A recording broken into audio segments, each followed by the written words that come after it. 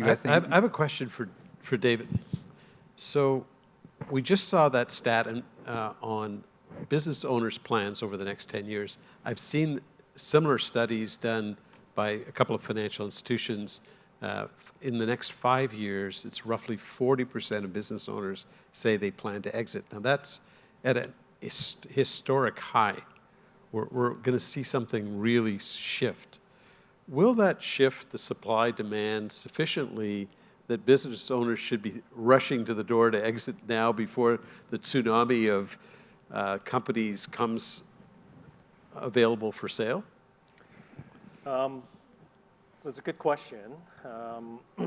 There's the supply and demand, which basically drives valuation and the level of activity.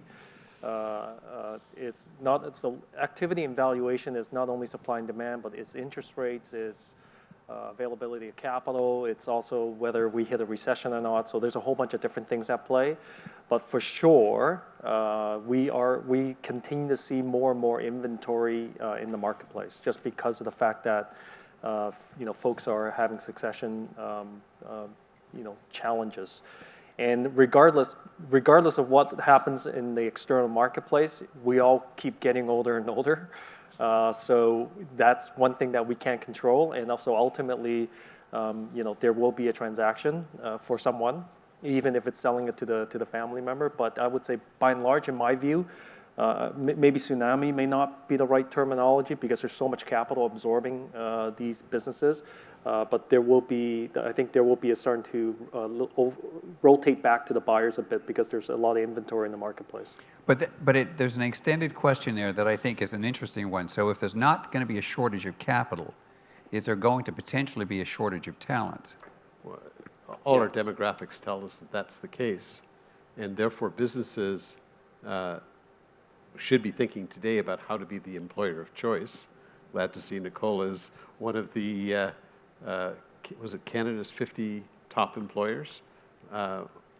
Yeah, we've been fortunate in getting a number of awards for best manager, corporate culture, and top employees. But the hiring issue, the talent issue, and the development of talent issue, if you really want to create continuity, is a pretty big deal. And arguably, I would say, paradoxically, more likely to lead to higher valuation if a buyer thinks the talent pool within the company is significantly stronger than the actual founder of the company, then the valuation multiples should increase as a result of the fact that the firm has sustainability. And sorry, go ahead. Sorry, go ahead, John. I mean, you would be actually you would be more of an exception than the rule if you guys already have good management team in place. By and large, most business owners or most private companies, they don't have depth of management.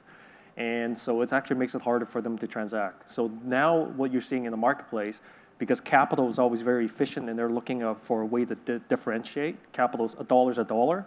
So they either bring industry expertise to help you grow the business or mitigate your execution risk. Now you see a lot of folks bringing in operating partners. So you hear that all the time. A lot of private equity firms are teaming up with operating folks, ex-CEOs, ex-executives, to team up with money to actually go into a situation where even if the vendors are saying management is not that deep and I'm looking I want to be out 100%, these guys say, you know what, we can still do it.